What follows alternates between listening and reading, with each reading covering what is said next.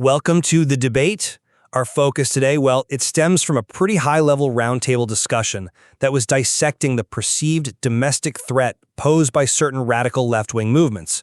The source material we're looking at is full of claims of organized violence, very deliberate attacks on federal law enforcement and journalists, and also the presence of, frankly, complex, sophisticated funding networks that seem to support this behavior. So the central question, the critical question we really have to get into is this. Does the evidence presented, and it details targeted violence, interstate coordination, deep funding, does all that necessitate and justify designating Antifa as a formal domestic terrorist organization? My position is that the systemic nature of the violence and the clear evidence of what looks like an organized structure demands this designation. We need it to unlock and deploy the full, comprehensive legal and investigative powers of the federal government, powers that just aren't available through standard criminal proceedings. Right. And I think I come at it from a slightly different angle. While, look, nobody denies the criminal and violent nature of the acts detailed in the material, they are, as you said, undeniably horrific. I really question the practical utility and maybe even the legal applicability of applying a formal terrorist organization designation here. And this concern, it actually stems directly from how the movement is described in the material itself, as intentionally decentralized and autonomous. That distinction, I think, is crucial. We have to separate robust prosecution of, actual criminal conspiracies from the, let's say, the political and legal burden of applying this broad counterterrorism framework to what might be better understood as a fluid, non-hierarchical ideology. But the threat level described, it seems to demand a designation that goes beyond standard criminal behavior. The material doesn't just characterize the movement as, simple activism gone wrong. It uses terms like anarchy and domestic left-wing terror. And look at the specific examples of politically motivated violence. The sniper attack on the Dallas ICE facility that killed 2 people, leaving a note explicitly intended to inflict real terror. The storming of the Texas ICE facility, where an officer was shot in the neck after dozens of rounds were fired. And then you have the repeated, months-long sieges of federal property in Portland. The targets are clearly ideological. Federal law enforcement like ICE, and journalists who dare to expose their actions, people like Andy No, left with a subarachnoid hemorrhage, or Katie Daviscourt, who was struck in the face with a flagpole. The movement's objective, based on testimony in the material, is explicitly stated as to destroy the American people and our way of life. So, logically, if the goal is political terror and systemic destruction, doesn't the government need to be empowered to treat it like it treats, say, foreign threats or highly structured criminal groups like MS-13, ISIS, or Hamas? That's a powerful rundown of the severity. Absolutely. But let me offer a different perspective on the legal strategy that's required. We acknowledge the horrific criminal acts, definitely, but we still have to grapple with this fundamental definitional problem that's presented in the material itself. The movement is repeatedly described as decentralized, autonomous. The difficulty then lies in the fact that it seems to lack that traditional centralized hierarchy, the national headquarters, the registered LLC, the official membership cards that the federal government usually targets when it uses a designation designed to dismantle an organized entity, sort of brick by brick. So my argument is really about efficacy. We have incredibly powerful legal tools already. RICO statutes, Title 18 conspiracy laws, prosecuting interstate travel for violent acts. These allow us to go after individuals and the specific conspiracies they engage in. Applying the formal designation here, well, it risks diluting the very meaning of terrorist organization if it can't clearly attach to a coherent structure. And that could lead to protracted legal battles that actually bog down enforcement rather than simplifying it. See, I challenge that premise. The idea that this movement is so diffuse, it cannot be treated as an organization under federal designation standards. The notion that this is merely a diffuse ideology, I think it ignores the evidence of sophistication and coordination that really came out in the source material. The FBI, they don't need a registered LLC to find an organized network. What they need is evidence of conspiracy, payment, coordination. And we heard testimony about the use of paid anarchists, the deployment of expensive uniform signs that require pretty sophisticated logistics and printing. That's a far cry from simple, spontaneous street protest. We heard explicit reference to sophisticated networks and the strategy outlined by the FBI in the material following the money, because as they said, money never lies. That's designed precisely to map out these organized criminal thugs. Furthermore, the arrest of a founder's girlfriend in Portland was specifically cited as a strategic move, quote, to get more and more information about the network. This methodology, mapping networks, following funds, targeting key nodes, that's exactly what a designation empowers federal agencies to do, with priority and scale, treating it as a strategic national threat, not just a collection of disparate crimes. Okay, that's an interesting point about the sophistication, and I absolutely agree that coordination exists. The conspiracy to commit violence seems obvious in places, and the use of centralized tech, like those ice block apps that Apple and Google were asked to take down, that certainly proves planning. But I would frame this differently. Coordination and conspiracy, while serious, aren't necessarily the same thing as a unified organizational hierarchy that's susceptible to a systemic counterterrorism designation. When you designate, say, MS-13 or ISIS, you're identifying a leadership structure, a command and control system, recruitment pipelines that can be systematically dismantled. If this structure is truly autonomous, as officials quoted in the material suggested, well, how do you successfully destroy the entire organization from top to bottom, like the goal stated for dealing with cartels? The designation becomes difficult to apply effectively when the threat is defined at least partly as this widely accepted fluid ideology, often quoted as being, just an idea. We have to acknowledge the specific challenge raised by the material itself. That lack of a clear legal attachment point makes the designation feel like a blunt instrument, one that might actually be less effective than precise criminal conspiracy charges. Okay, then let's pivot directly to the financial infrastructure, because the scale and the nature of the funding, I think, are organizational in nature and demand the specific, enhanced powers that come with a terrorist designation. You mentioned the power of existing criminal statutes like money laundering, but, those generally require proving the money was derived from illegal activities or was used to conceal those activities. The terrorist designation is crucial precisely because it allows federal agencies, particularly Treasury's Office of Foreign Assets Control, OFAC, and related entities, to target assets based on executive orders related to terrorism, regardless of whether the funding itself originated from crime. And the material gave us specific monetary facts. More than $100 million flowing from influential established networks like Soros, Arabella, and Tides, a network that was pretty accurately dubbed Riot Inc. Right. And that volume of money, identified as over $100 million flowing into dozens of radical organizations, it's staggering. We absolutely must target that protest industrial complex. But let's just clarify the legal leverage here. I'm sorry, but I'm just not convinced that the terrorist designation is the necessary legal tool to freeze the assets of the funders. If these networks are channeling money to groups that are engaging in conspiracy to commit federal crimes, like destroying federal property or interstate travel for violence, then robust criminal investigations can use existing Title 18 statutes and civil asset forfeiture rules to attack those funds. We don't necessarily need to define the entity as a terrorist organization to follow the money, especially since the source material explicitly identified allegations that Antifa benefits from American tax dollars through the, quote, homeless and housing nonprofit sector. That specific angle seems ripe for a financial fraud and compliance investigation under Treasury rules right now, without getting into the contentious designation debate. Well, I disagree fundamentally on the effectiveness of those existing tools against this specific type of political funding. The challenge isn't prosecuting the low-level rioter on the street. It's getting at the wealthy funders who operate through layers and layers of legal nonprofits and foundations. If you use standard money laundering statutes, you have a really high burden of proof.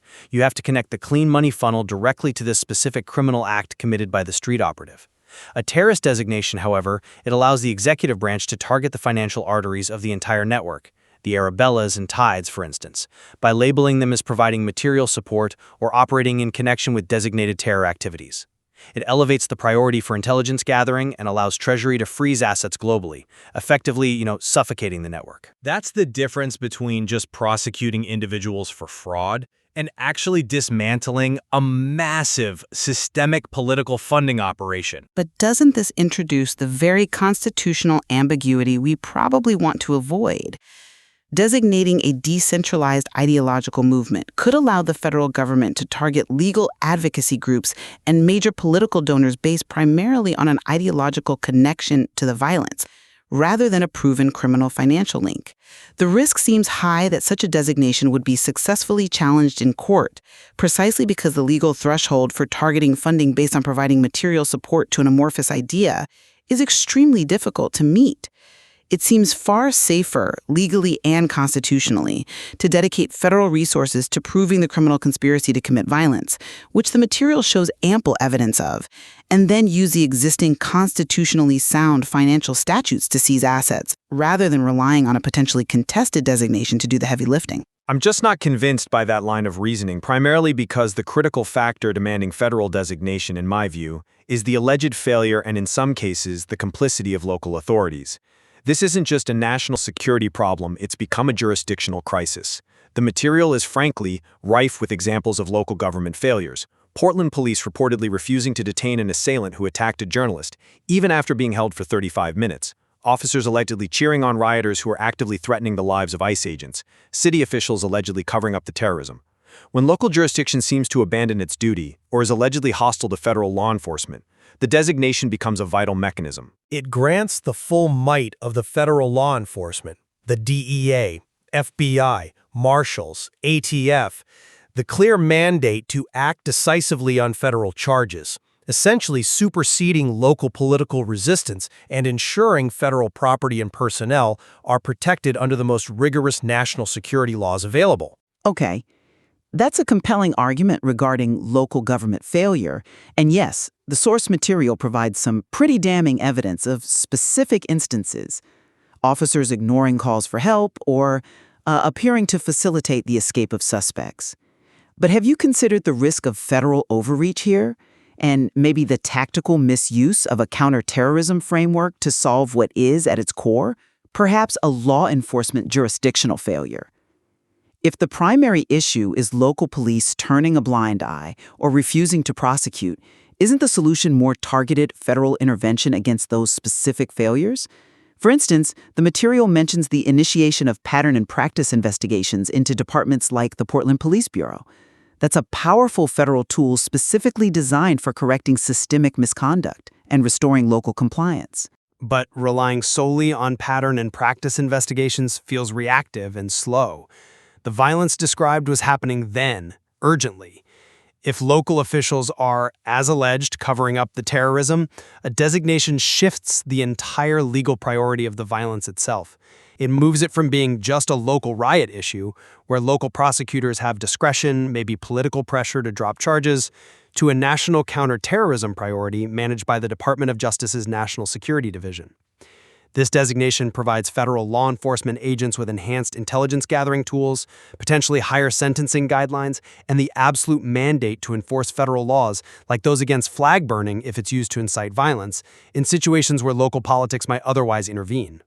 We surely can't allow ideological violence to flourish simply because some local leadership refuses to cooperate. The designation, I argue, is the required legal hammer to force federal intervention against what appears to be a systemic, politically motivated threat that local governance has allegedly failed to address.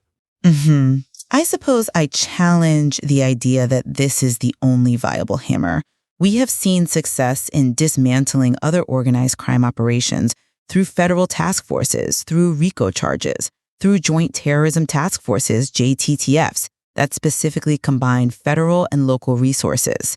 The strategic challenge we face, I think, is balancing the urgent need to address these violent political acts with the intellectual and legal rigor required for a formal terrorist designation.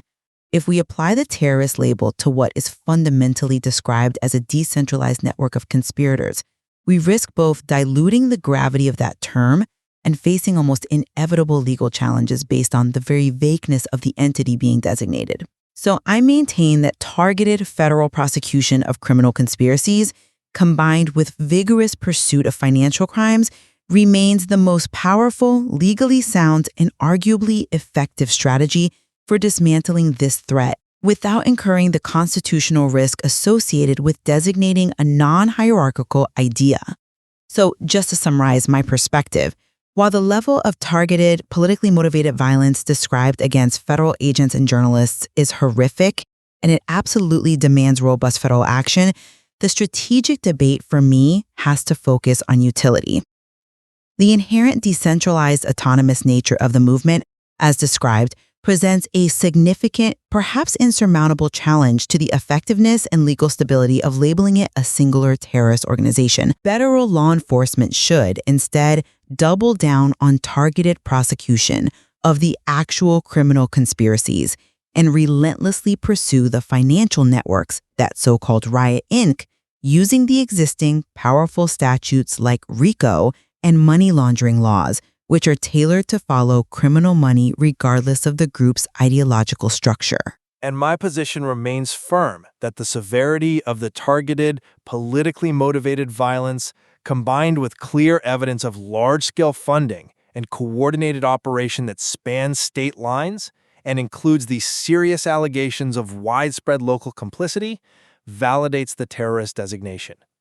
This designation isn't just rhetoric, it's a necessary legal key. It's required to grant federal agencies the maximum resources, priority, and legal standing to dismantle the entirety of the threat, including its funding apparatus, especially where local governance appears to have failed. The material clearly illuminates the deep national challenge we face in addressing violence emanating from these amorphous, autonomous, yet heavily funded groups. Whether this is ultimately defined legally as a criminal conspiracy or a domestic terrorist organization, the source material compels us to acknowledge that it is a systemic threat requiring the most aggressive and integrated federal response possible. Security for our citizens. And your administration, with your leadership, has provided us with the resources that we need, which is a whole of government approach to go after criminals absolutely everywhere, not just outside of this country, but within this country. And that takes a whole of government approach. The interagency seated up here with the Department of Homeland Security, our Attorney General, our Deputy Attorney General, and your White House staffers, including Stephen Miller's leadership, has allowed us to go out there and map out these networks. What we are doing at the FBI is simple. It does not require rocket science. We are following the money.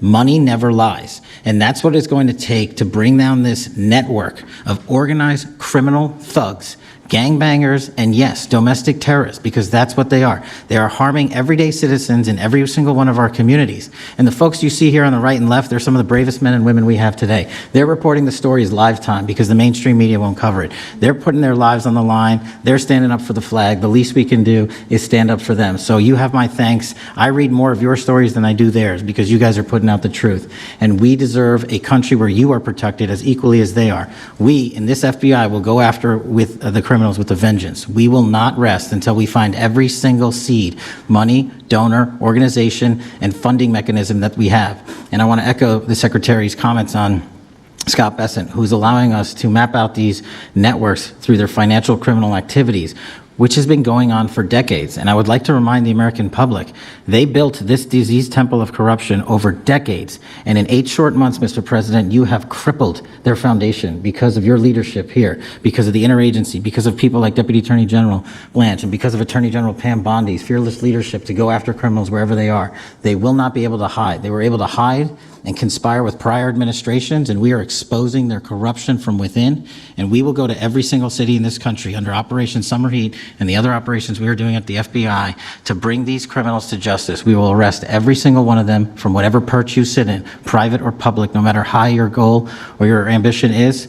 It will be crushed by the Constitution because the American people deserve law and order, and that's what we're going to give you. Thank you very much, Cash. Great job. Maybe we'll start over here. Would any of you like to say something? Feel free. You can say it in front of a fine group of people, also journalists and reporters. Do you want to start? Sure. Go ahead. Absolutely.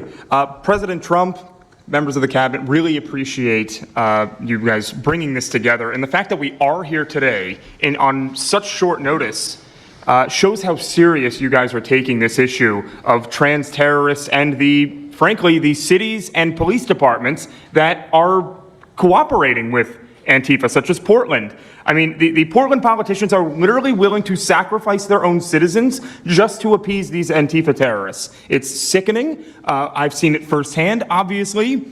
When I went to jail that night, never expected it to happen. I thought that they were maybe removing me for my own safety. It never crossed my mind that I was the one that was being arrested for a crime after I was just thrown into a hole.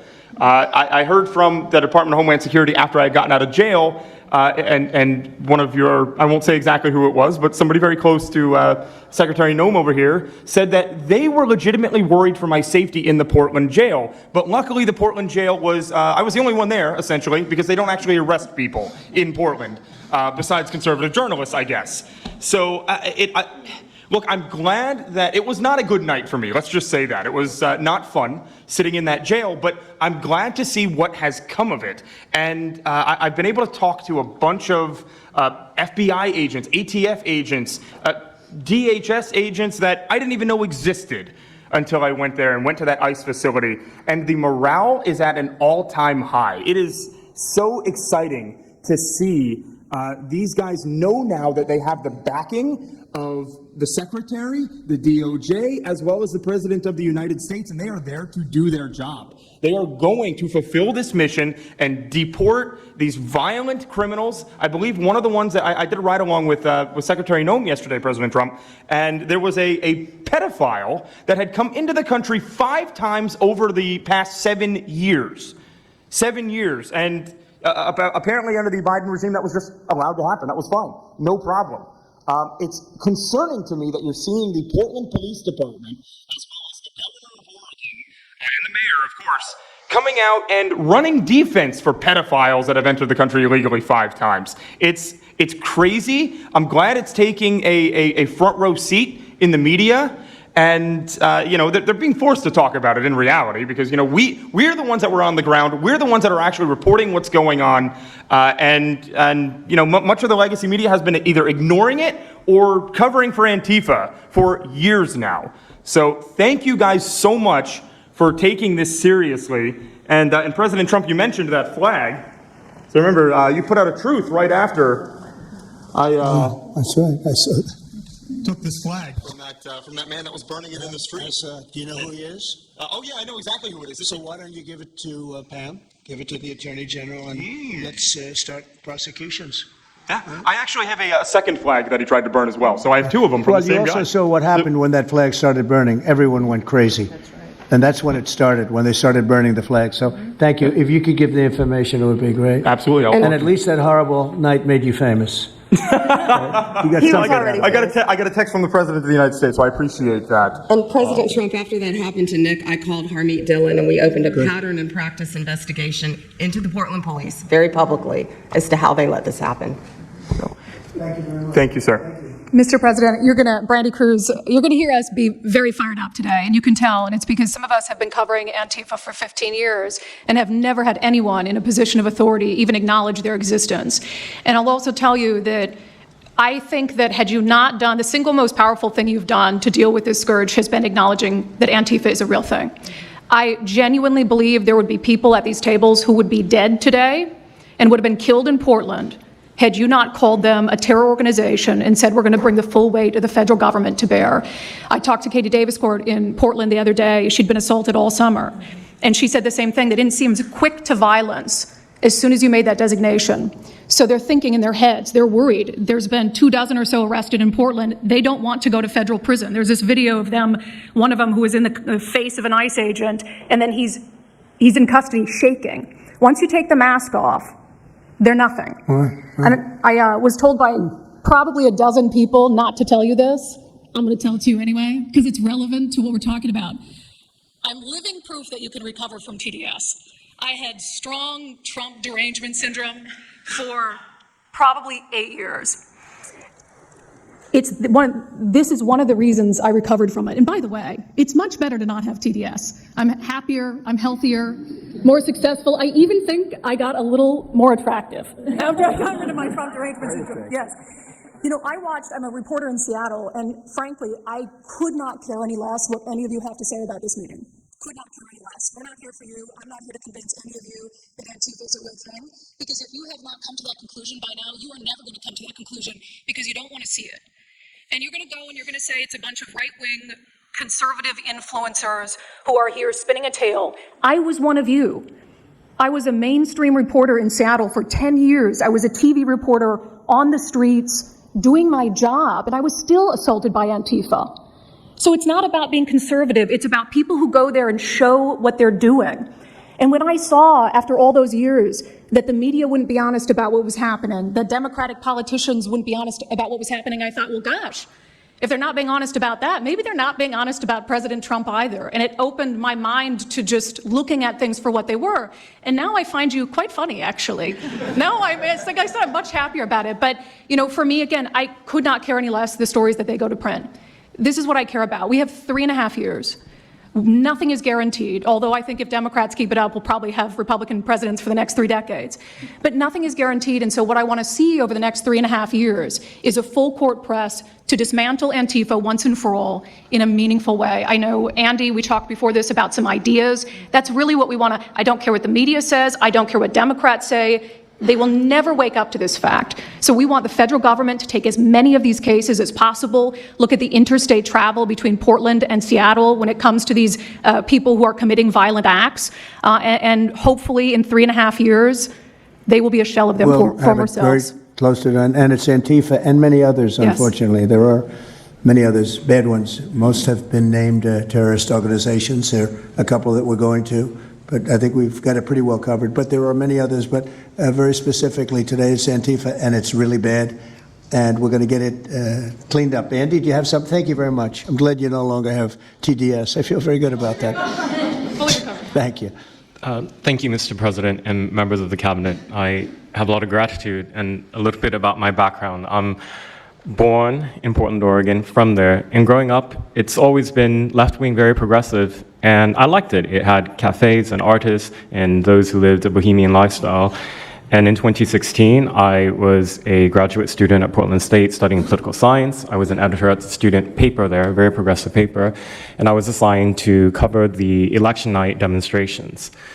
Well, the elections night protests turned to riots, 3 days of violent rioting in Portland, and it was the first time that I saw groups dressed in black with their faces covered. This was 4 years before COVID. Some of them were waving the black flag of anarchism, some the red flag of Marxism, and within seconds they would ravage one street to another, to another, to another. And the next day I would read the legacy media, which I still read at that time and looked forward to, and I looked up to those journalists, and I was really shocked to see that the narrative was that these, in my view, anti-democratic political violence was legitimate acts of protest because people were concerned about racism or all these other lies. And so for the next 4 years, I just continued going out with my video camera. I thought, look, people can ignore what I write because of spin, but videos can quite speak for themselves. And in 2019, it led to me nearly losing my life. I was covering another Antifa protest turned riot. At that point, had been routine in Portland, and then I was ambushed in a mob beating. And I had never been in a fight. I didn't even realize that I was being assaulted until seconds in. And the punches came from everywhere, on my head and my face, and I was bleeding out of my eyes and ears. And then they threw all the drinks in my eyes to humiliate me further and to laugh at me. And I was rushed to the hospital in an ambulance and CT scan, and I had subarachnoid hemorrhage, which is bleeding in the brain. I nearly died. And after surviving that, the reporting that I saw in liberal media it seemed to suggest that I had deserved it because they branded me far right. And some even went so far as to suggest that I maybe faked my injuries. A BuzzFeed reporter asked for my medical records, which I did provide, but this felt so, it's like because I didn't die in that attack, there was another round of people who wanted to finish it off. But I continued, and then 2020, Portland was really the epicenter of the longest political violence those months of riots, I was on the ground, undercover, and there was an assassination there. There was a supporter of Donald Trump named Aaron Danielson who was shot dead by a self-described Antifa member who then fled out of state and died in a shootout with U.S. Marshals. In 2021, I returned undercover, naively thinking that enough time had passed, and was chased through the streets of downtown and beaten, nearly choked out. The person who was trying to choke me out held me so tightly that I had the blood, the vessels in my eyes burst. So one of the symptoms were my eyes were completely red after that, and I was hospitalized.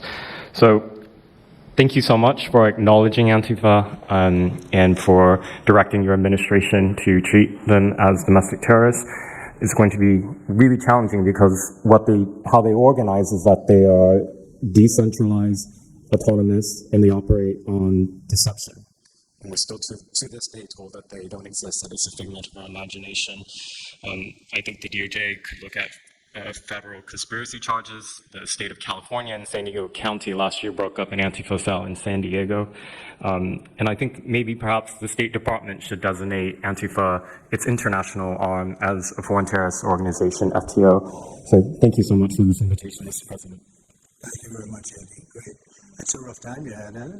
So the chokeout was almost the end, you felt?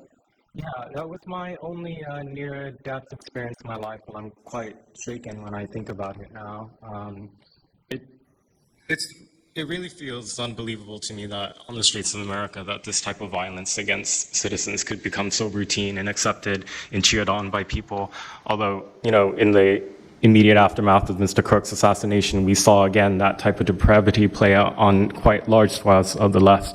So there's a deep sickness that's in this country right now, and it pains me a lot to acknowledge it. Yeah, the amazing thing is you look at Portland, and you see fires all over the place. You see fights and, just violence. It's just so crazy. And then you talk to the governor, and she acts like everything is totally normal. There's nothing wrong.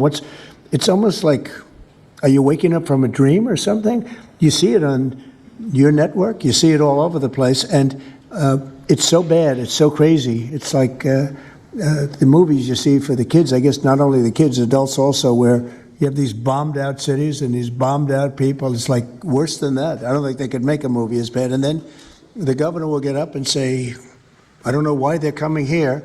It's such a wonderful place. And the amazing thing is the people want us to be there. The people, when they get the real people that live there, many of them have left, but the real people want us to be there. The same thing in Chicago. So they've had 60, 70 murders over a short period of time. Murders.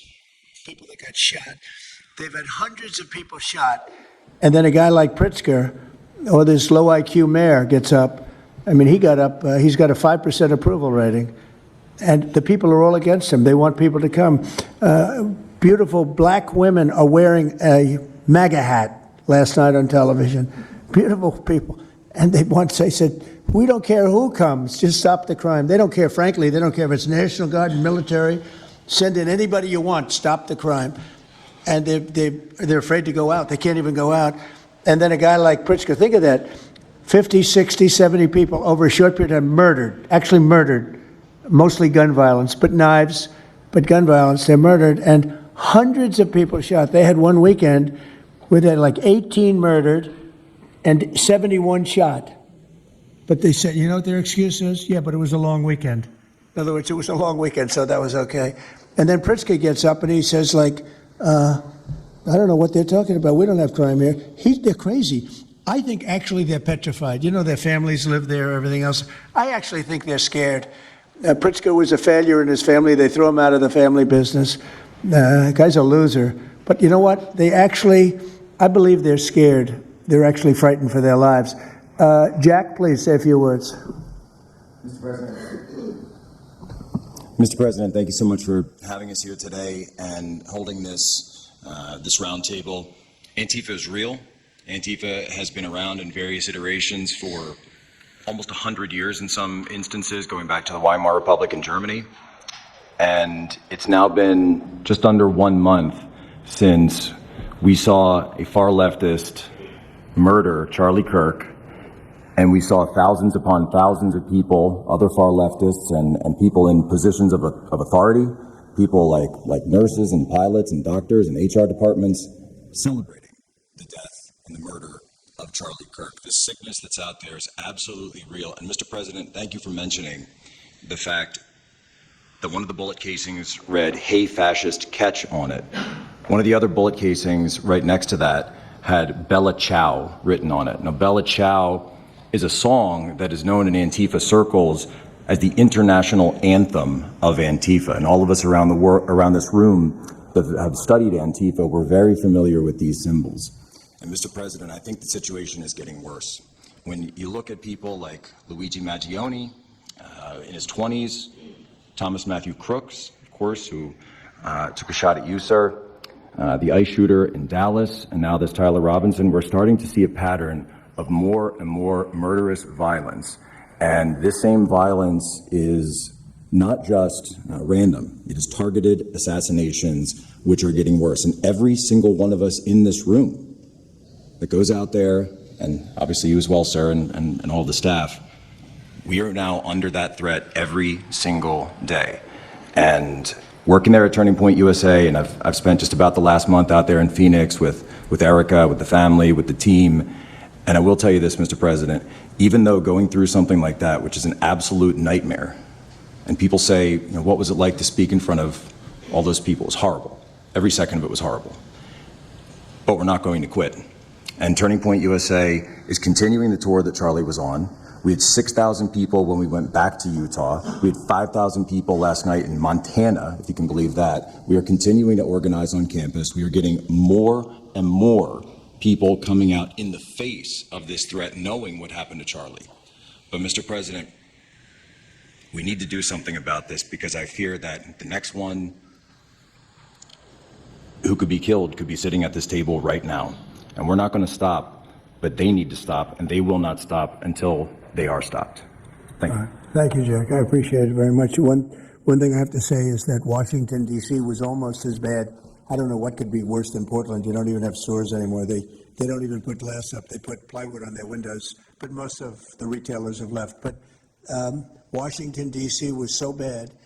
And Pam, I'd say it took 12 days to really make it pretty good, and a month to make it great. And now people are going out to dinner. The restaurants are booming. They don't have enough seats. They're opening up new restaurants because many of them closed. And people are walking down the street totally safe. A reporter, I'm not sure if she's there. I can't see somebody reported there. She is.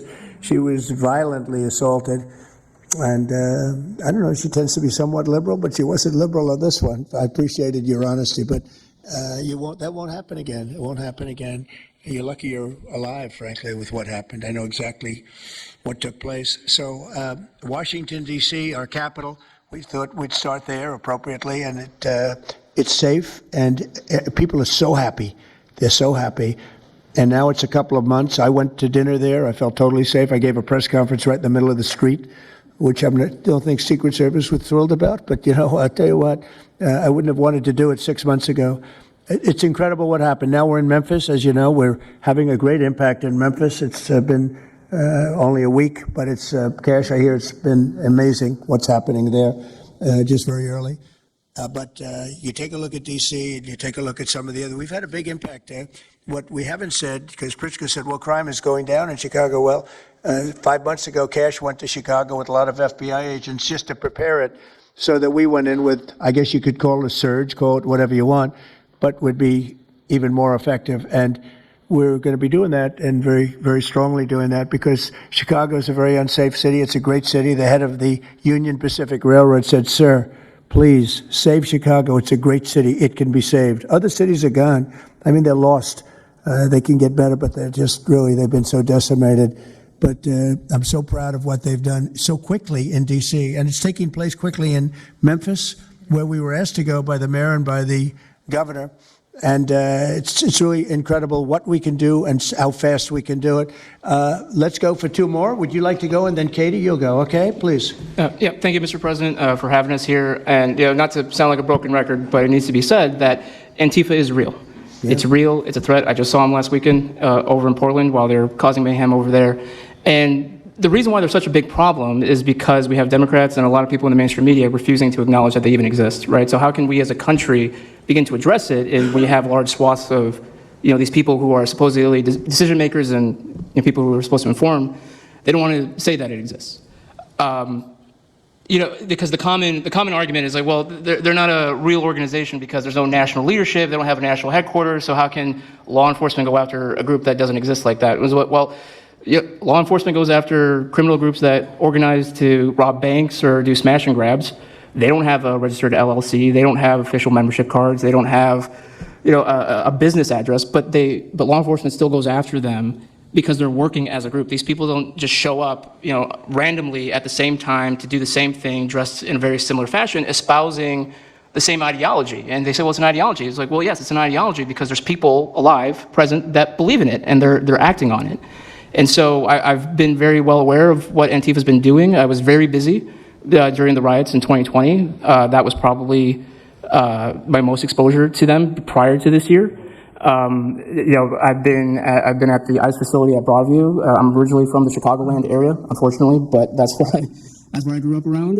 Like I said, I was in Portland. I was covering the riots in Los Angeles as well. And probably one of the most disturbing parts about that is, in addition to Antifa being present, they were tagging the streets with CJNG, which is Cartel Jalisco Nueva Generación, which is a cartel. So you have these people who are working basically in concert with other terrorist groups to say that we're here, we're present, and we're gonna attack federal agents and people who are gonna expose what we do. And so, to be clear, political violence, sustained political violence that we're seeing in this country is not a both sides issue. I was, I was at Charlie Kirk's Memorial in Glendale recently. Conservative gathering, totally peaceful. It was the most peaceful gathering that I've been at. Every other time that I've been covering violence in the streets, just this year, just this year, it's always been from left-wing people, radical left-wing people. And it's not even just Antifa anymore. The shooting that happened the defensive shooting that happened in the Chicago area, that wasn't someone dressed in black bloc. That was just somebody that had taken upon themselves to go out and try to interfere and ram federal vehicles. So people are becoming more and more radicalized, and it was to be expected, unfortunately. And the reason why we're in this position today is because after I was done covering the riots, I was at the border from the San Diego sector all the way down to the Rio Grande Valley sector, covering the border crisis month after month. And we all knew the solution to that. We all knew why it was happening. It's because, well, it's racist to have a border. It's like, well, actually it's not, but okay. And so it required you to come back into office and to fix the problem, but it's no longer just a border issue, it's a nationwide issue, and that's one of the reasons why you got elected back into office, because thankfully American people said we're not going to deal with it. But unfortunately, there's a lot of people, as we've seen, who are willing to take to the streets to do violence. And that's a scary thing, because typically when I was in 2020, I was covering Minneapolis, Los Angeles, Portland, Seattle, I was over in Chaz, and that was to be expected. But now, because the issue of immigration, illegal immigration is so widespread, riots can happen anywhere. Attacks can happen anywhere. So that's why it was weird kind of going back to my home state to cover this violence.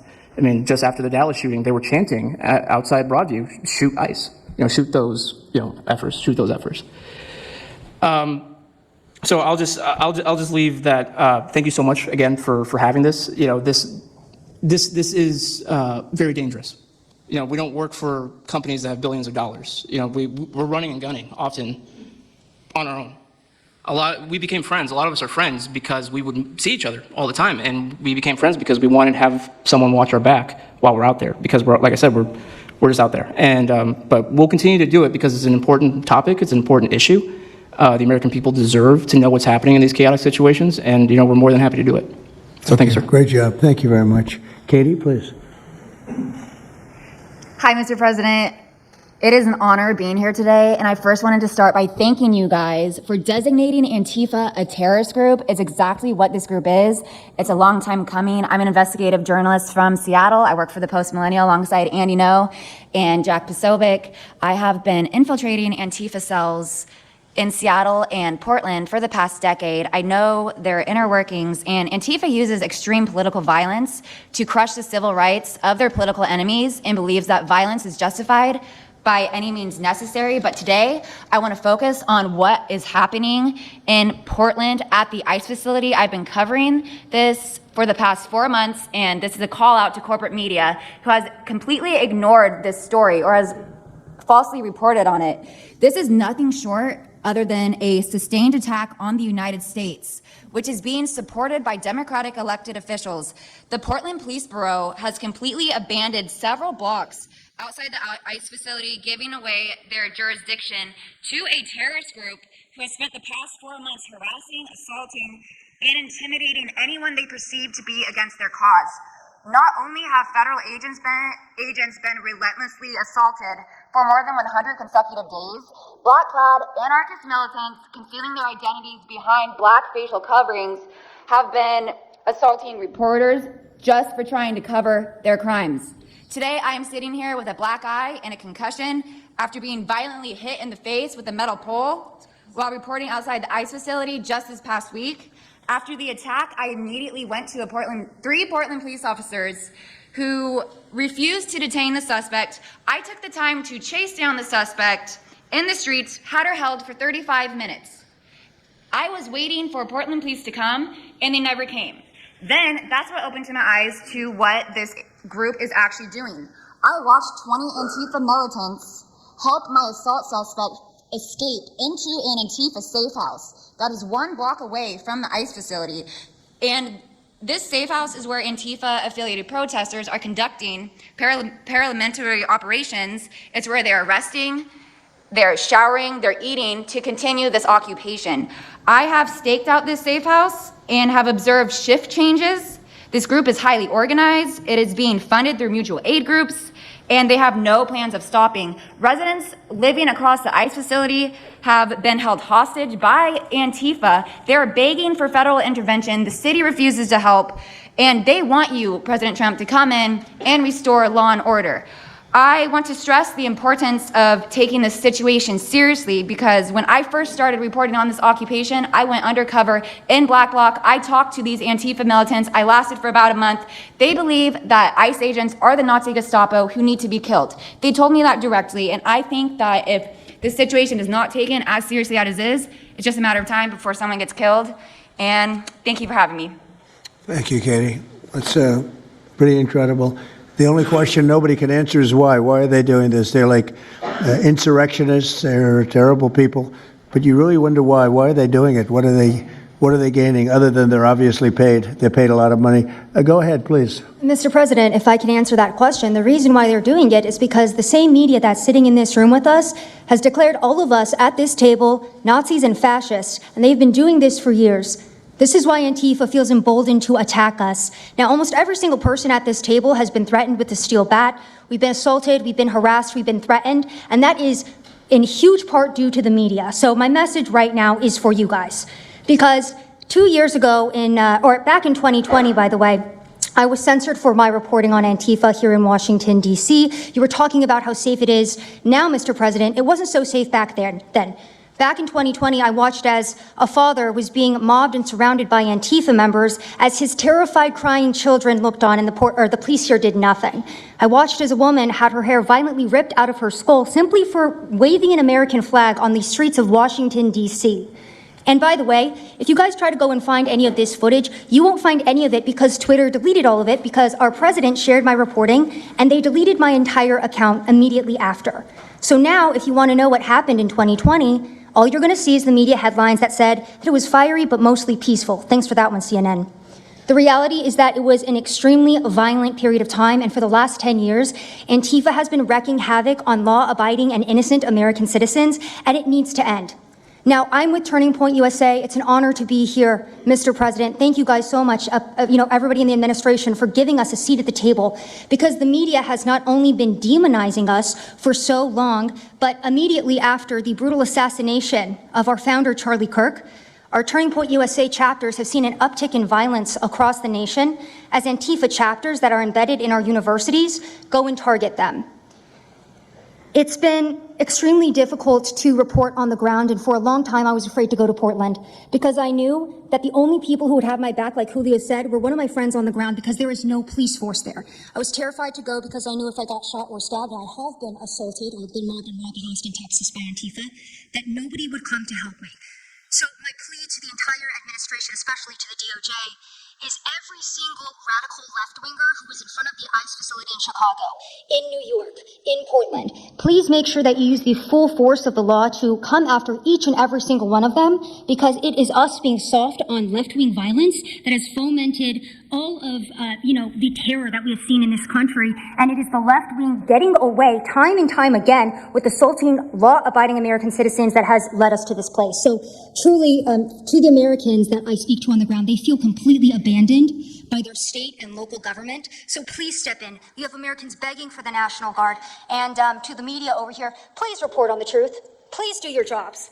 I'm an American citizen. Everybody at this table simply views ourselves as American citizens who have an iPhone and the will to actually tell the truth. So please take your job seriously and tell the truth to the American people. And thank you for letting me be here on behalf of Charlie to continue his legacy of cleaning up the country. Thank you, Mr. President. Thank you very much. Appreciate it.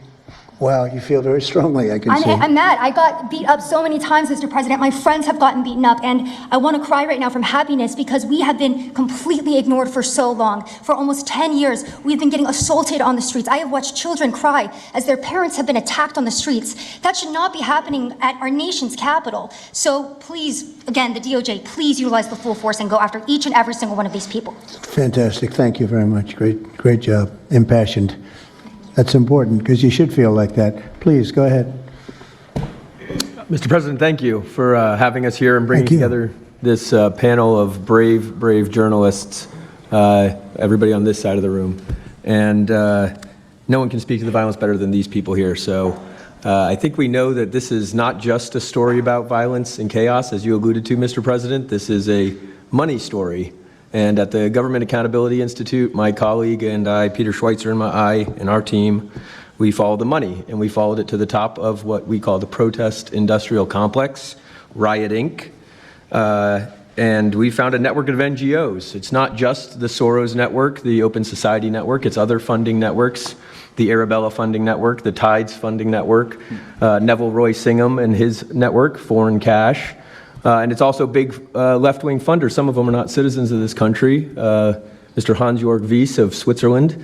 They're pouring money into this entire ecosystem. And so I want to share 3 money facts with you about what we call Riot Inc. Number 1, like any corporation, Riot Inc. has many divisions. It doesn't just have the Antifa boots on the ground division. It has PR divisions. It has marketing divisions. It has a very well-funded legal division to get these boots on the ground back on the streets as quickly as possible. But it does have those investors that I mentioned. Number 2, we have identified dozens of radical organizations, not just the decentralized Antifa organizations, but dozens of radical organizations that have received more than $100 million from the Riot Inc. investors. These would be the lawyer groups. These would be the groups that advocate for calling good, honest Americans fascists, et cetera. And then 3, I think the most shocking thing is that we have found that more than $100 million in U.S. taxpayer funding has flowed into these funding networks, including at least $4 million to these very groups themselves, not just Antifa types, but there was an event in Atlanta called Stop Cop City. Over 60 rioters were charged with domestic terrorism. These groups received money for that from both the billionaire class as well as taxpayer money. So. One other thing, this money helps fund the decentralized crowdfunding platforms. These are ways that Antifa, the John Brown Gun Club of Elm Fork, which had links to that attack on the ICE facility, the Socialist Rifle Association, and just because they don't have LLCs or EIN numbers doesn't mean they can't get paid. Some of these funding platforms, crowdfunding platforms, are funded by this network that we call Riot Inc. So, again, I want to thank you for your leadership, for the whole cabinet's leadership on this. We're going to keep following the money and appreciate everything you're doing, sir. Do you know the name of any of the funders? Do you know the names? Because if you do, I'd like you to give them to Cash or Pam. Absolutely. Or Christy. Yeah, we'll do that. As soon as you can. That's all of you. Because you probably know the names after a certain period of time. You tend to find out. But these are people that do not have good intention for the country. And that's treasonous, probably. So if you could, very important if you could do that. It would be great. Nobody would know better than you. You'll figure it out. Thank you. Please go ahead. Yeah, my name's Nick Shirley. I'm 23 years old. I'm a 100% independent YouTube journalist. And over the past year or so, I've been able to go to 15 countries. I've hung out with people in the gangs of Brazil, in the favelas, in the prisons of Secot, But yet the most dangerous places I have been here in the United States, unfortunately. And I've had the opportunity to show people about the protest Antifa here in the United States, and there's nothing organic about what they are doing here in the United States. I've watched people be bussed in from states. I've watched the same lady at a protest in Atlanta be bused to protest in DC and then in New York City. There's nothing that is honest about what they are doing. And they have signs. I've seen the same signs here in DC and in London as well. It's a big organization and corporation that they're running. And people may wonder, like, what's the threat to us as Americans if we go? Well, you'll be labeled as a fascist, you'll be labeled as a Nazi, and they'll wish death upon you because they wish death upon me. And just last week in Portland, Oregon, I watched a lady get trapped in her car, surrounded by Antifa, and her sister messaged me after seeing the video. She said, the only reason I think my sister was safe is because you were there recording. I also was chased out by a member of Antifa who said he would smoke me, and next thing he knew, a DHS sniper had lasers on his chest. If he was not there, who knows what would have happened that day. These people are very dangerous, and people wonder how they're able to do it. It's the reason is because these cities are not enforcing the law. And why should these people be worried if the law is not being enforced? And we are not far right, nor are we far wrong. We're just right. And the truth about what's happening here in America with these groups is very dangerous. And I thank you, Mr. President, and your administration as well for acknowledging that. Thank you very much. It's too bad you have to go through it.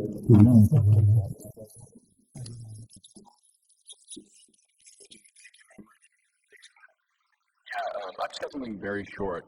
I'm attacked every time I do my job. When I leave my house to go to work, I am violently assaulted. I've had guns pulled on me. I've been bear sprayed. I've been beaten down. I've been almost killed. So my question for all of you is, how would you feel if every time you showed up to work, masked militants tried to kill you? Because that's how we feel. That's our lived reality. And you guys go and tell us that we're liars, the riots aren't that bad, right? I've never seen any of you guys on the ground. In fact, I've never seen anybody representing the companies you work for on the ground. You guys come to us for interviews that never get published. Stop saying we're lying. We're not. We risk our lives every day to do the job that you guys are too afraid to do.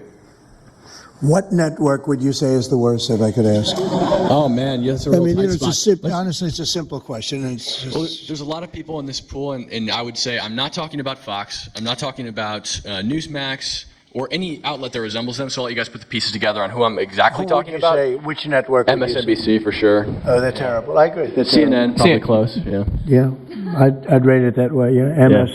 MSNBC, that's Brian Roberts. Yeah. That he allows that to happen is a disgrace. Absolutely. And CNN is second. Yeah, I would say CNN is not quite as bad as MS. MSNBC is not really a news site anymore. Oh, MSNBC is sick. They're sick. Well, sir, it's also else? just the stories that they publish about what's the ICE enforcement operations that are so heavily slanted that it's no longer, as I was saying, no longer just Antifa, but Americans that are becoming radicalized. So they've been very irresponsible with how they've been reporting. Who is that? MSNBC, for example, they're... Would you rate them the worst? Probably. Who would you rate second? Well, they ran a story about an operation in Southern California about how a father of 3 Marines was arrested, and they made it seem like they just did it because he's brown. But there's video of that same man charging at the agents with a weed whacker. Now, I've worked with weed whackers back in the day, and you don't want to be on the receiving end of one of those. So that's why he was arrested, but the story was presented as if it's a brown guy just simply being arrested. And I've been around ICE agents, and I'm a citizen, so I feel fine. But it's just that's why. It's not just Antifa. It's not happening in a vacuum. It's multiple working factors. in conjunction. I think they work in conjunction with some of the media. I think ABC is very bad. I think NBC is very bad. And CBS has a new owner, so we have hope for CBS. CBS has a great new owner, my opinion. But I will tell you, ABC is terrible. NBC is terrible. NBC's MSNBC too. They changed it. They moved it over legally so they couldn't be tainted by the words MSNBC. But they are absolutely terrible. There are a lot of them. What about independents? Independent networks.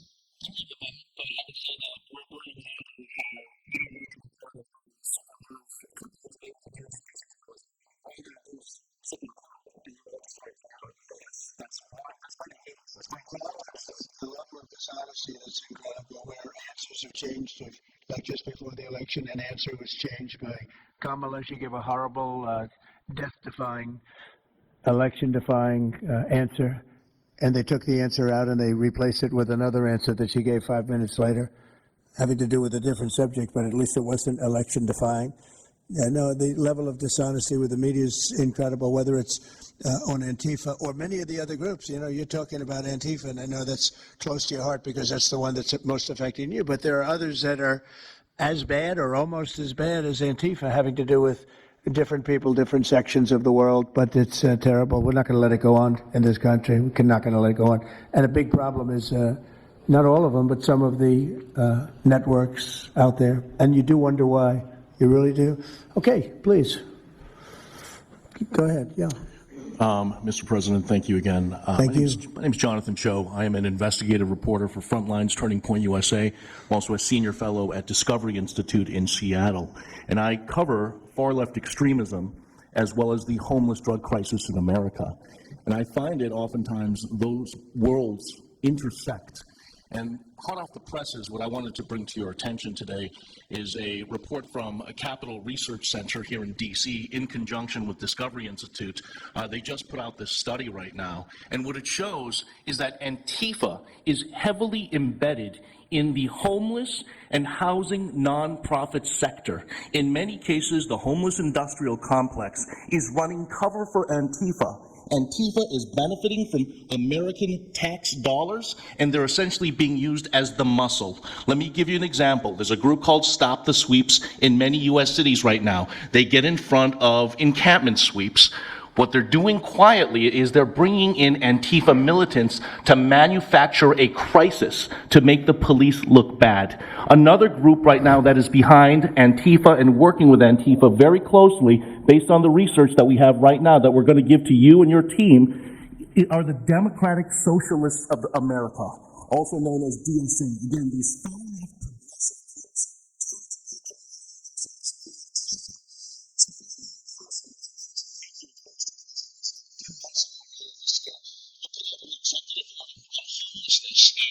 the drug addiction crisis in America, and that's sent the entire homeless industrial complex on the run.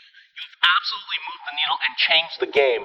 But what's also come out, again, is that there is a connection, a deeply embedded connection with the homeless housing nonprofit game in America, connected to Antifa and the far-left activists. And finally, I just wanted to say that all of our resources at Turning Point USA and Discovery Institute of Charlie Kirk. He would have wanted us to pursue and chase the story. Well, he was a good friend of mine, as you know, and he helped us get elected. Us. It really is us. It's even some of them, but not too many of them, not enough of them. And did you notice when we mentioned CNN and MSDNC, the cameras went off. Two of the cameras immediately went off, but they're not going to cover it anyway. The problem we have is that this is a very important meeting, but you'll see very little press about it. These are major statements being made by major people.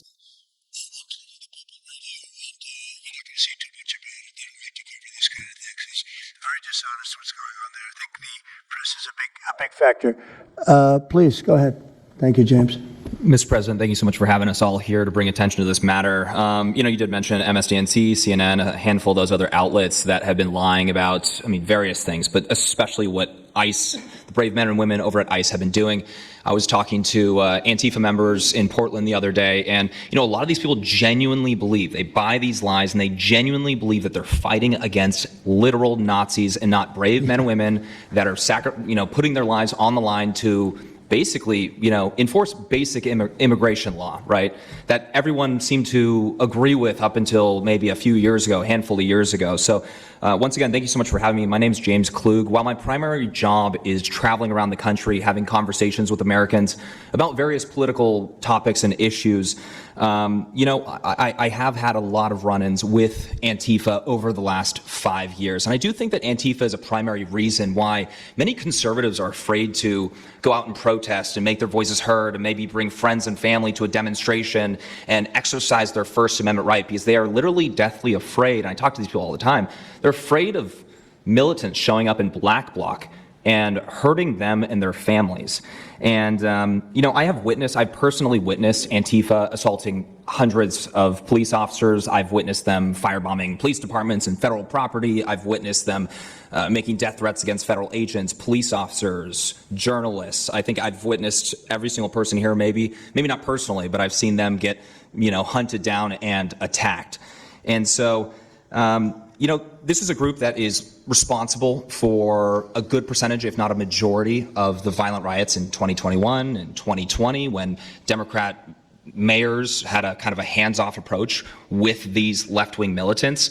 Just as a quick reminder for everybody, we're talking about dozens of murders that happened in those riots. We're talking about billions of dollars of damage to property and communities all over the country. We're talking about thousands of officer injuries. So this isn't just like some little thing that they're, they punch a journalist here and there. No, they're responsible for a lot of damage and a lot of people that have, unfortunately died and basically suppressing people's voices, And so what I did want to talk about is to get this footage, almost every single person in the room here, to get this footage, you have to go undercover because you are at risk of being beaten or worse. You have to go undercover. You have to film low key to capture them committing crimes. This is stuff that the mainstream media was not doing and has not been doing. They'll show when Antifa is maybe, it's a little bit more peaceful, and they'll show when it's more mellow, but they'll remove the cameras when things get violent and it's actually dangerous to be here. And I've personally witnessed legacy media vans showing up at a riot 300 yards away, getting out of the vehicle, filming for 30 seconds, saying something like, fiery but mostly peaceful, packing up, and to add insult to injury, you have Democrat politicians that are saying, it's just an idea, right? That's all this is, so it's just an idea. After all of this chaos, it's just an idea. Well, that idea has threatened to kill me and many of my friends that are here today. So, Mr. President, thank you so much for bringing this to the forefront, and it's definitely making a big change. Really appreciate you. One question. So why is it there are numerous groups? I mean, Antifa is terrible, but you have other groups that I guess probably are almost as bad or just as bad. Not one other group was mentioned. I'm sort of surprised at that. You just come into contact with Antifa? It seems to be that you mostly come into contact with Antifa. Please. There's a lot of overlap. And I would say that, for instance, Jonathan brought up the Democratic Socialists of America. They're basically the same thing. I mean, there's a lot of Democratic Socialists of America who are out there in black bloc, hiding their faces. And so I think we use, and I do understand, for the record, I do understand the challenge, as Andy pointed out, with Antifa as a graspable entity. I do. But at the end of the day, when you look at behavior, you prosecute behavior, right? We're not prosecuting ideas or ideology, you're prosecuting behavior. So whether you can prove that this amorphous thing is Antifa or someone has a patch that says Antifa, it doesn't matter. Did they assault someone? Did they assault a federal agent? Were they engaged in rioting? What is it? And so they're always using that, they don't call themselves Antifa, even though some of them literally do. It's called Rose City Antifa. How long has it been around in Portland, Andy? Since 2007. They call themselves Antifa. In Seattle, I was outside the federal building, and they were yelling, "There's no police here. This is Antifa land." And then at the same time, Democrats, like our governor, are, Antifa is an idea. But yeah, I think Antifa can overlap with a lot of other entities and organizations. Okay, very good. Thank you. President Trump, I just wanted to add this real quick because you were asking which mainstream media outlet is the worst. What I think, it's any of them that decided to call Kilmar Abrego Garcia Maryland Dad. Because when I'm out there on the street talking to these people, they call Maryland Dad is this human, he's actually a human trafficking MS-13 gang member that's illegally in the country. But the amount of people on the street that I spoke with that thought that he was a U.S. citizen that was being deported to Uganda is dangerous. These people genuinely believe, based on what comes out of the garbage standing over here, that you guys are deporting U.S. citizens. So that's what's causing all these when problems. you have a governor like Pritzker in Chicago, where you have Illinois, which is in a lot of trouble, Chicago's there. Potentially great city again. It's not great now, but it could be great again. That's why we have to get there soon, because eventually you can't do that. What makes a man like that say that things are wonderful? Why doesn't he say, we love that President Trump is going to come and help us clean up Chicago and make it safe again, as opposed to fighting us and pretending that there weren't 50 murders and 200 shootings and all of that? Why is that? Go ahead, Nick. To spite you. To spite the administration. That's simply what it's about at this point. Because, if you go and talk to some of these citizens, like I'll use Portland as an example again, because I've been there for so long now. You talk to the neighbors that live in the apartments next door to the ICE facility. There are veterans with PTSD that live there, and they're here all night long, screaming, fireworks being lit off by these rioters, children crying, because they, can't sleep at night and they're scared of all the noise outside, and they can't leave. They got a lease. You can't just leave. These people aren't wealthy individuals, and that's one of the major problems here. And these people are afraid to come out and speak out, and they're getting no help from their government at all. They've been begging for the noise ordinance to be enforced outside of their apartment complex for months now, and the city of Portland has ignored them every single time. The victims are, as I said, they're afraid, but the governments aren't doing anything because they want to spite the administration. It's all political. And the politicians make you feel like you're foolish, like there's something wrong. How could President Trump be saying that about Chicago? And yet the night before you see that, 11 people were shot, 5 people died, and you have him talking about like it's a wonderful situation. They make you feel guilty. And a lot of people don't get over that. They just don't get over it. I think they convince the people. Do wealthy people leave too or not? Places like Portland, are the wealthy people leaving? People that can leave, are they leaving? I think that they're moving to the areas that have been gentrified. I mean, the Oregon governor, when she was saying, we don't need Trump here, she's walking around. It's a very tight shot, if you notice that. And she said, Portland's just fine. Look at me. And they'll focus on the couple areas of Portland that are very nice. And there were explosions in the background. Yeah. I mean, there was a reason they called it. There's explosions in the background. Anybody have anything else to say over here? And then should we be taking questions, or is it just a waste of time? Because they can ask questions, but, well, there's Brian, he's good. But you know what? In a way, it's a waste of time, because if you give a great answer, they don't put it on. If you give a horrendous answer, or even if you give a great answer, they make it sound like it's not a great answer. They're very dishonest. Go ahead, Nick. Yeah, and I think part of that dishonesty comes from what they see. For instance, I've never been asked to go on any other show besides Fox News. My clips go viral everywhere, but they've never even asked, like CNN's never asked, MSNBC's never asked. And a lot of times when I go to hotels, I'll stay and I'll watch like MSNBC. Fortunately, their ratings are terrible. They are terrible. MSNBC is dying, and CNN is dying like a dog. And poor CNN, they're so pathetic. It is very pathetic. You ever see their anchors in the evening? Nobody ever heard of them. Where did these people come? I could take anybody off the street in Washington, D.C. They'd do a better job. Yeah, and it's not hard to show what's going on these days. You literally have an iPhone and you can post it on X. They don't believe in the star system, just one of those things, right? Mm-hmm. Okay, Nick, you finished, Nick? Yeah, Are you very finished, Nick? Good job. Thank you very much. Well, you've been through hell, I tell you that, but you're really incredible patriots, incredible people. Go ahead, please, Brian. Brian, go ahead. I'm so thankful for each and every one of you here right now, and I'm very grateful that my network, Real America's Voice, has partnered up with many of you. Jack Sobin, you have a show on a network. Many of you, Savannah, have appeared on a network as well, so thank you for being here. My question is this: in terms of following the money, I would just notify that the city of Austin is cleared to vote tomorrow to basically waive a $120,000 fee so that a No Kings, basically an anti-Trump rally, can occur in their city. They're bypassing the fees, rolling it to the taxpayers.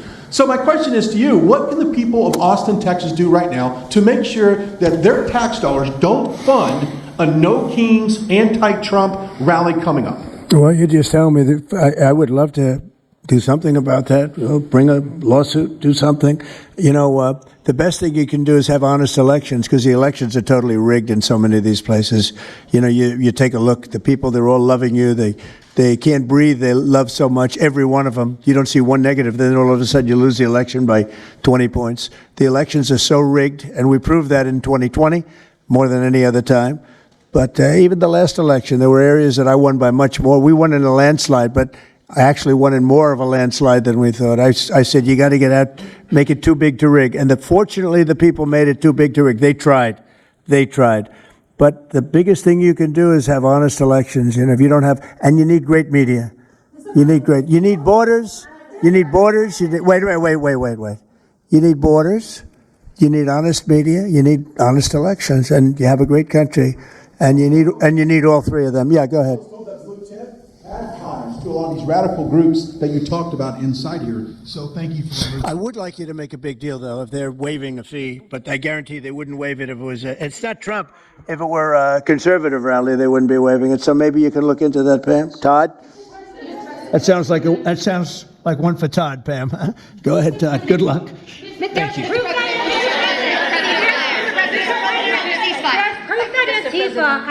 Who are you with? Who are you? I am with What network? I'm with Al Arabiya. It's an Arabic network based in Riyadh in Saudi Arabia. But I am the foreign pooler today. Mr. President, you said that you might go to the Middle East on Sunday. Do you mean Egypt and Israel? And would you consider going to Gaza to see what things? I would, yeah, I would. I might do that. I may do that. We haven't decided exactly. I'll be going to Egypt most likely. That's where everybody is gathered right now, and we appreciate that very much. But I'll be making the rounds, as the expression goes. I probably will.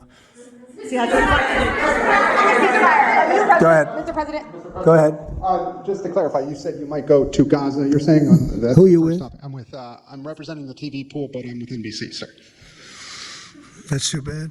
Go ahead. Well, just to clarify, you said you might go to Gaza, and then the second question I had earlier today, you said the mayor of Chicago and the governor of Illinois should be jailed. Have you asked the Justice Department to look at possible charges? No, I've seen the law, and when you have a group of people where the police call off the safety for ICE officials, I've understood that, and I've read it today in numerous journals that that's illegal. What they did is I guess it was ICE, Christie, right? They were under threat, and the police were helping beautifully, and it was fine. And then all of a sudden, a woman was on the line saying, "Everybody, move back, get out, get out."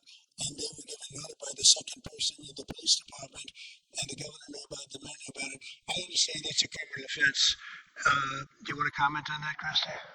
Yes, sir, we're seeing that kind of pattern happen with local law enforcement and state law enforcement, not just in Illinois, but also out in Oregon, too. In fact, in Portland, I was there yesterday, but some of the ICE officers were telling me that as they drove by the rioters that were saying, "Kill ICE agents, Molotov cocktails, melt ICE," that the Portland police were cheering them on. And had their fists in the air cheering on the rioters that were threatening our lives. So in Chicago, we had a 10-car caravan trail our ICE officials and pin them down, and those ICE officials to get out of their vehicles. A woman tried to ram them and run them over, and shots were fired to get them to safety. So it's happening on a regular basis, and any elected official that allows this to happen and gives cover to those kind of individuals who are perpetuating murder should absolutely be prosecuted, in my opinion. Mr. President. Daniel. And by the way, we have Marco Rubio. Marco, come on up here, please. He's going to bring a little stability to this group. Come on up. Does everybody know Marco Rubio? Is there anybody that doesn't? Some of the reporters don't. That's why they shouldn't be reporters. Which job is the airport? Anything we should know about the Middle East? I'm going to talk to you about here, Mr. President. He's doing a good job. He was born for this job, I can tell you. Daniel, please. Thank you very much. I have two questions for you, if that's okay. Seamus talked a little bit about the money aspect of this. Do you believe if you go after where the money is coming from with Antifa, in regards to Antifa, do you believe that would be similar to cutting the head off the snake, so to speak? It would help. You know, I don't know that it would be totally complete, but it would certainly, you'd knock out 75%, 80%, 85%. These people, a lot of them don't believe it. You know, when I watch them, I say, I can almost tell a pro they're like professionals. That's all they do. And they get paid by somebody. I think it would knock out a lot of it. Yeah, not all of it maybe, but a lot of it. A lot of the people who we've listened to over the last hour, they've emphasized that Antifa, it's not necessarily this big organized thing. It's a bigger business. It's deorganized. I think that's one of the words that Andy used. What is the challenges of going after a group that makes it intentionally difficult to go after and find that to be created to a right there? Well, they're smart people, and they deceive.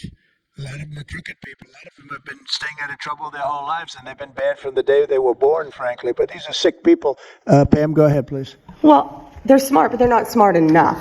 Oh, my microphone's broken. They're smart, but they're not smart enough.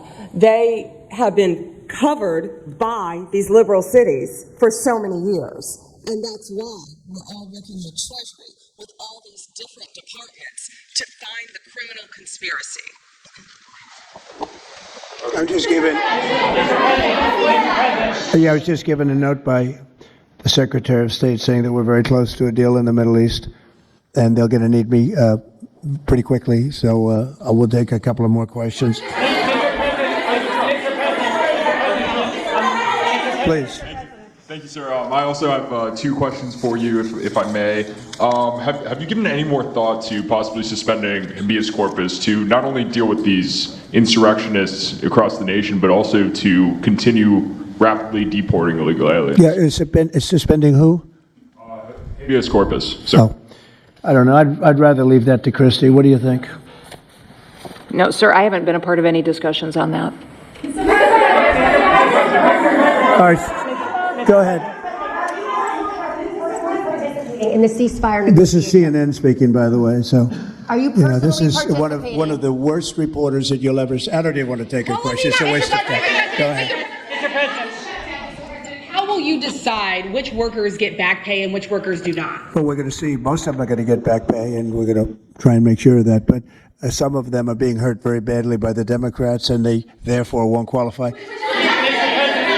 Go ahead, please. What will the administration do to foreign Antifa organizers and funders who are located overseas? Go ahead, in the yellow, please.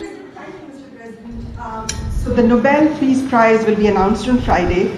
You've been nominated by many world By many countries, that's many right. countries, as well as the hostage families.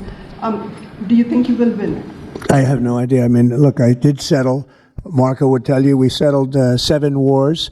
We're close to settling an 8th. And I think we'll end up settling the Russia situation, which is horrible. 7,000 people died last week, by the way, in Russia, between Russia and Ukraine. I think we'll settle that. So I don't think anybody in history has settled that many, but perhaps they'll find a reason not to give it to me. You know, perhaps they will. Thank you. Going to the shutdown quickly, what is your position on the extension of health care subsidies, which is what Democrats are asking for? Well, all I want to do is very simple. I want to get the country open, and then we're going to discuss that. And we'd like to, Obamacare is a horrible mess, and it has been from the beginning. We want to make it better, stronger, even if it costs more money, we want to make it better. The Democrats want to make it worse. The Democrats want to approve health care for illegals coming into our country, many of them coming in from prisons and mental institutions and drug dealers.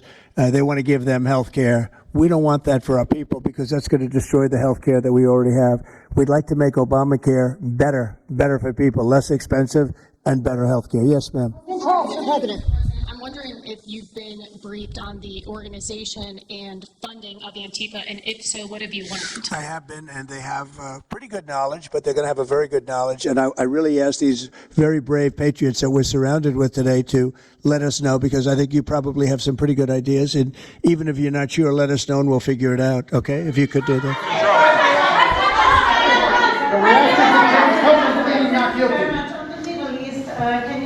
You're from Italy? No, I'm from France.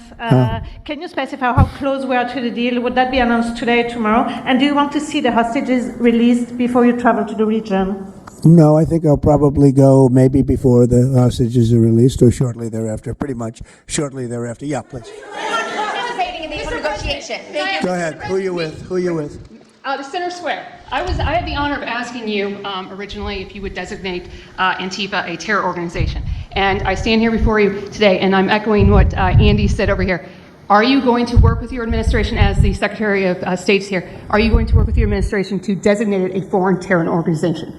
You mean a terror? Antifa? A foreign terror organization. Well, has that been done? Pretty close, right? Would you like to see it done? Yes, Mr. President. You think it would help? They have foreign links all across I Western think it's Europe. the kind of thing I'd like to do. If you'd like, does Middle everybody East. agree? If you agree, I agree. Let's get it done, okay? Let's get it done. Marco, we'll take care of it. Mr. President. That's international, you mean? Yes. International. Mr. President. Sounds good to me. Foreign terror organization. Steve, are you okay with it? Yes, it's true. There are extensive foreign ties, and I think that would be a very valid step to take. Good, I think so too. Yes. Good, I think it's a good point. Thank you. President Trump, are you planning on only participating On the shutdown, we are now about 1 week away from military service members missing their paychecks. We'll always take care of our military. Would you encourage Congress to pass a standalone bill to pay our service members? Yeah, that probably will happen. We don't have to worry about it yet. That's a long time. You know what 1 week is for me? An eternity. 1 week for me is a long time. We'll take care of it. Our military is always going to be taken care of. Yeah, please. Blue dress, blue. President, Rebecca with Blaze News. I'm curious to know, so you're talking about the money funding these Antifa organizations, and somebody brought up Roy Singham, I think it was you, who, by the way, is married to one of the co-founders of Code Pink, this infamous left-wing organization. I'm curious to know the administration. Who is that? Who is that? Roy Singham. He's married to. No, did you say they're here? No, he's not. A journalist brought him up, but I see. Okay. Yeah. Okay. Seamus, thank you. Good bring up. Excellent. Go ahead. He's somebody who's been reported on extensively, and I'd love to know what the administration is going to do to actually bring consequences to some of these names. You mentioned. Well, I don't know the name, but I would like to ask Pam to take a look at it. You know, a lot of the best information we find are through you and other people like you, so I'd like you to look at it, Pam.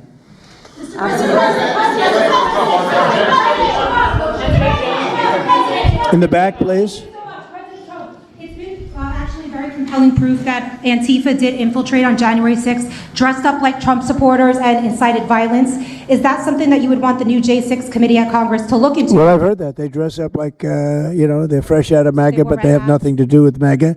And they make trouble and they try and blame it. And yeah, we know some of that and we will be acting on some of that. We've seen it. So I think you could stay a little longer, but the problem is, although you have some very honest journalists in here, you also have some largely dishonest journalists like MSDNC and CNN. I think they're very dishonest, unbelievably. It's like a waste of time even talking to them. But I have to go now to try and solve some problems in the Middle East, although I'm very well represented by our Secretary of State. He could probably do an even better job than me. But who knows? We don't want to take any chances, so we're going to go and do that. If you'd like, Pam, would you like to stay for another 5 minutes, 10 minutes while we have all these great people? And I'll let Pam and Christy take over and get some good points out. I just want to thank the people around the table in particular. You've been amazing. You've been brave. You're real patriots. You're real patriots. And at some point, we're going to have to look into, at least in certain cases, rewarding you with some very important medals and honors, okay, as we have done and will be doing with Charlie Kirk. Charlie is getting the Presidential Medal of Freedom, which is our highest award outside of the Congressional Medal of Honor. And I think they're sort of even. One's civilian and one's military. But unfortunately, the civilian sometimes is military also because of what we have to go through on the streets of this country. I can only tell you this. We have a great nation. We have a nation that's right now the hottest in the entire world. We're the hottest nation in the world, despite all of the things we've been saying today. But that's going to make your job easier because nobody's doing better than we are financially. We've never done better. We've had, I think, 58 stock market increases since I've been top, meaning record increases. We have never seen anything like it, and we're going to keep it going. That makes it a little bit easier for what we're doing. I guess maybe it also makes some people crazy because they don't want to see us do well. But we're the hottest nation anywhere in the world, and we were a dead nation 1 year ago. I say it all the time. We were a dead nation. Now we're the hottest nation in the world, and that's said to by every leader. One of the reasons that we have every country already signed up or just about to sign, every country in the world on this whole mess we have going over with Hamas in the Middle East and all of the things you see, is they respect our nation. A year ago, you wouldn't have been able to get it. You certainly couldn't have gotten it with Biden. You didn't know where the hell he was. But a year ago, you wouldn't have been able to have a situation like this. So I just want to thank the people around this table, and certainly the officials around the table, because they've been incredible. They've been brave. And I watched yesterday, Pam, and I watched a little bit. I thought it was so good. I rounded up, and I watched it late in the evening because I thought you were fantastic yesterday. You really, look, we had some wonderful senators, some great politicians asking you very fair questions, and you had some real slime balls. But I thought you were amazing, so thank you very much. And Christy, thanks for the great job. Cash, thanks for the great job. Always my man back down there. He's the silent type, but he's a hell of a lawyer. Thank you all. We're going to get peace in the Middle East. That's what.